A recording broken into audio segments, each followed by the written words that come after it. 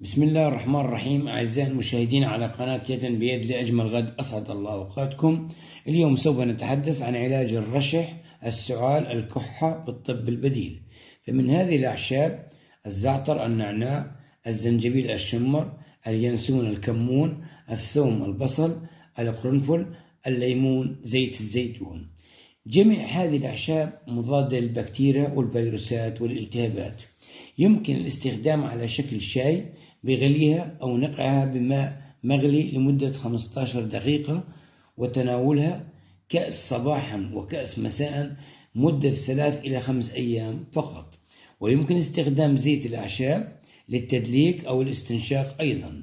ويمكن غلي البصل والثوم والقرنفل، ثم إضافة عصير الليمون والعسل وتناوله دافئا لمدة 3 إلى 5 أيام أيضا.